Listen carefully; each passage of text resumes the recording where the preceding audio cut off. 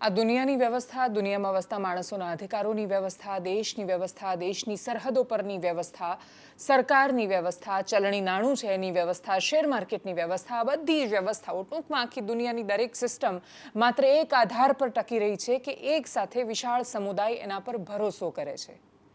જ્યાં સુધી સામૂહિક રીતે લોકોનો કોઈ એક વ્યવસ્થામાં વિશ્વાસ હોય ત્યાં સુધી જ એ વ્યવસ્થા ટકી શકે છે. જેવો એ વ્યક્તિઓ પરથી, સંસ્થાઓ પરથી, બધા પરથી ભરોસો ગયો પછી વાત પૂરી. પછી નથી માની શકતા કે એક કાગળનો ટુકડો કે જેને પ્રિન્ટ કરવાનો ખર્ચો આવતો જ નથી 500 રૂપિયા, તો એને હું 500ની નોટ કેવી રીતે માનું? હું કેવી રીતે વિશ્વાસ રાખીશ કે હું એ આપીશ તો મને સામે 500 રૂપિયાની વસ્તુ મળવાની છે? પણ મારો એ ભરોસો છે કે એની કિંમત 500 રૂપિયા છે, હું જેની પાસેથી કશુંક લઈ રહી છું એનો એ ભરોસો છે કે 500 રૂપિયા છે, ને એટલે એ વ્યવસ્થા ટકી રહે છે. સરકારોનું પણ આવું છે. અને એટલે જ જ્યારે કપરો સમય આવે ત્યારે સરકારની પરીક્ષા હોય છે વિશ્વસનીયતા ટકાવી રાખવાની. વર્તમાન સરકારે પણ એ પ્રયત્ન કર્યો. નમસ્કાર, આપની સાથે હું દેવાંશી.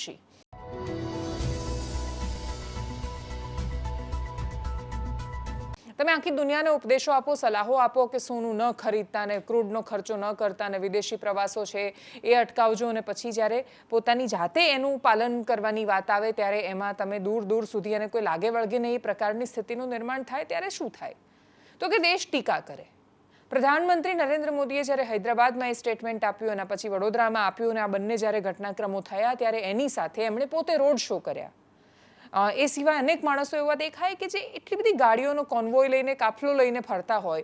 જામનગરમાં રોડ શો થાય ને, વડોદરામાં થાય ને, સોમનાથમાં થાય. મુખ્યમંત્રી જાય તો એમનો કાફલો હોય, ડેપ્યુટી સીએમનો હોય, રાજ્યપાલનો હોય. દરેક જગ્યાએ ચારેય બાજુ તમને કાફલા જ કાફલા દેખાય. એક નાનો નેતા અને મોટા ગામનો સરપંચ પણ જો ક્યાંય નીકળે તો 5 ગાડીઓ લઈને નીકળે જોડે. ઇલેક્શનમાં ફોર્મ ભરવા માટે તમે હજારો ગાડીઓના કાફલા લઈને નીકળતા હોય. એ સિવાયના ફાલતુ ખર્ચા એટલા દેખાય આંખોની સામે.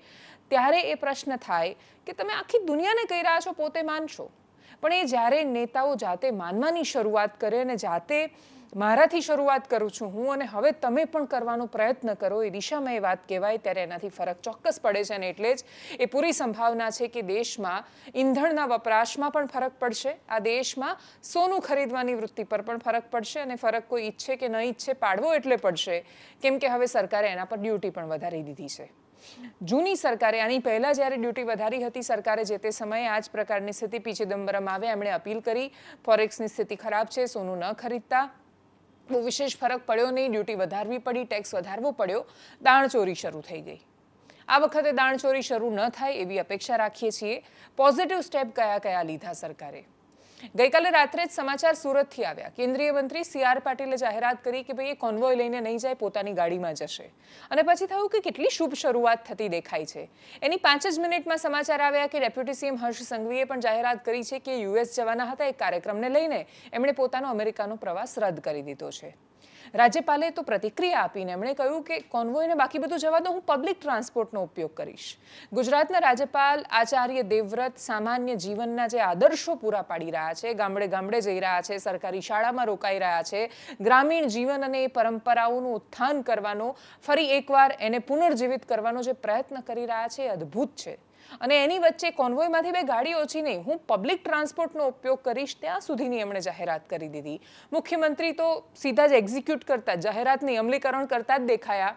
એમણે સલાહ પછી આપી. પહેલા પહોંચ્યા, અમરેલી પાસે પહોંચ્યા હતા, માત્ર 2 ગાડીઓના કાફલા સાથે પહોંચ્યા, અને એના પછી ગૃહમંત્રી અમિત શાહ એમણે કાફલો, પોતાનો કોન્વોય ઓછો કર્યો. એક પછી એક મંત્રી બધાની ઘોષણા, એ જાહેરાતો, અમલીકરણ, અને અમલીકરણની પરાકાષ્ઠા ત્યાં દેખાઈ જ્યાં પ્રધાનમંત્રી નરેન્દ્ર મોદી પોતાના કોન્વોયમાં માત્ર 2 ગાડી લઈને પહોંચ્યા.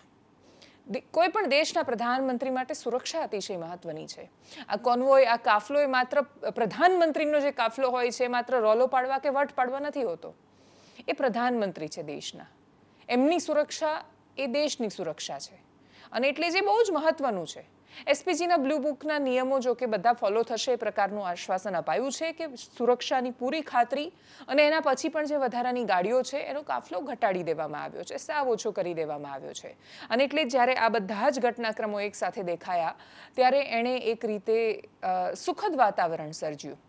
પોલીસ વિભાગે પણ બહુ જ મહત્વનો નિર્ણય લીધો અને આ નિર્ણય પોલીસ સહિતના બાકીના બધા ડિપાર્ટમેન્ટ્સ માટે બહુ જ મહત્વનો છે.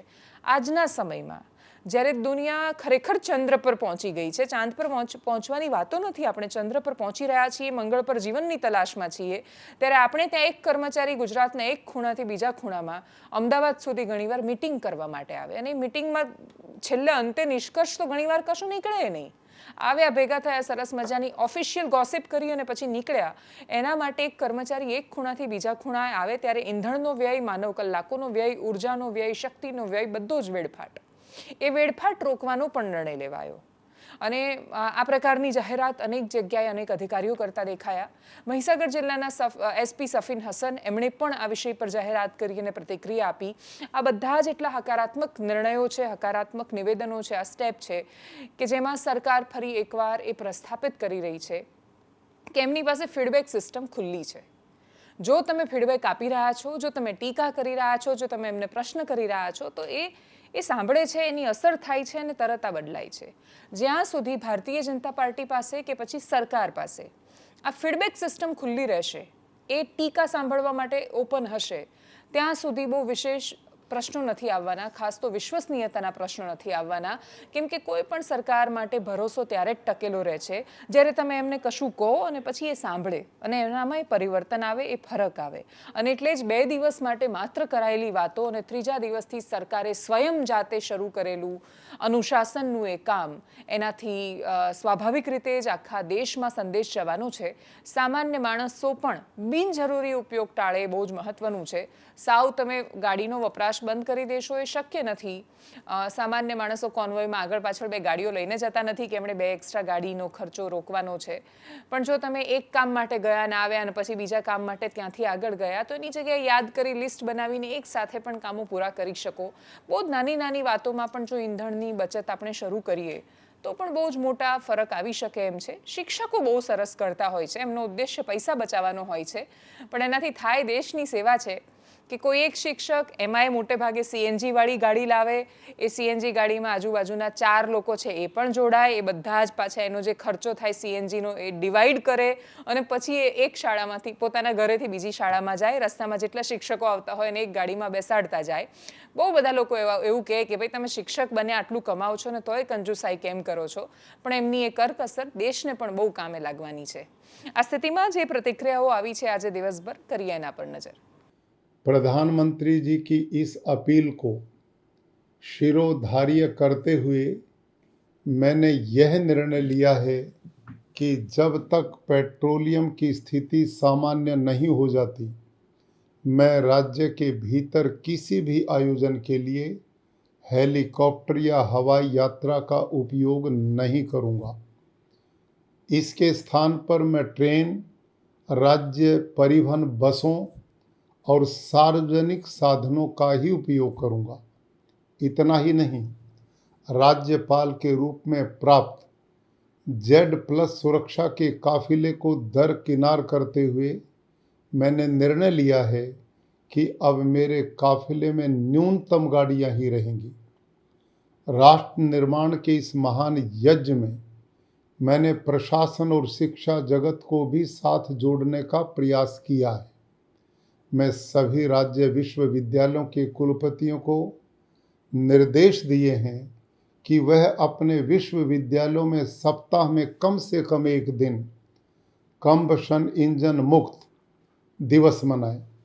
सभी शिक्षक और विद्यार्थी पेट्रोल डीजल वाहनों के स्थान पर साइकिल, इलेक्ट्रिकल वाहन या सार्वजनिक परिवहन को प्राथमिकता दें. માનનીય પ્રધાનમંત્રી શ્રીએ જે અહેવાલ કર્યું છે કે ઇંધણ આપણે બચાવવા માટેનો, એ દિશામાં આપણે પોલીસ ખાતા પણ અમુક પગલાઓ હાથ ઉપર લીધેલું છે. આ બાબતમાં આજે એક વિડીયો કોન્ફરન્સિંગ માધ્યમથી જિલ્લાના તમામ એસપીઓને, રેન્જના આઈજી અને શહેરના કમિશનર ઓફ પોલીસને તમામ સૂચના આપવામાં આવેલી છે કે પોલીસની રોજિંદા કામમાં કે કેવી રીતે આપણે ઈંધણને આપણે બચાવી શકે છે, ઓછા આપણે ઘટાડો કરી શકાય. ખાસ કરીને અમારા ધ્યાન એના ઉપર હતું કે જે મીટિંગ્સ છે ખાસ કરીને જિલ્લા લેવલ ઉપર, રેન્જ લેવલ ઉપર અથવા હેડક્વાર્ટર્સ લેવલ ઉપર જે કંઈ જરૂરી મિટિંગો જે કરવાની છે ફિઝિકલ મોડમાં નથી પણ એ વર્ચ્યુઅલ મોડમાં કરવાની સૂચના આપવામાં આવેલી છે. બીજી એક વાત છે કે જે ઇન્વેસ્ટિગેટિંગ ઓફિસર્સ જે કોર્ટ મુદ્દતમાં વધુ સંખ્યામાં જતા હોઈએ છે જુદા જુદા કોર્ટોમાં, અમે આગ્રહ રાખ્યું છે કે આ ઇન્વેસ્ટિગેટિંગ ઓફિસર્સ પણ જે કોર્ટની પરવાનગી લે એ પણ આપણા વર્ચ્યુઅલ મોડમાં એ અટેન્ડ કરી શકાય એ દિશામાં પણ આપણે પગલાં લેવા સૂચના આપવામાં આવેલી છે. એનાથી પણ આપણે ખાસો ફરક પડી જશે.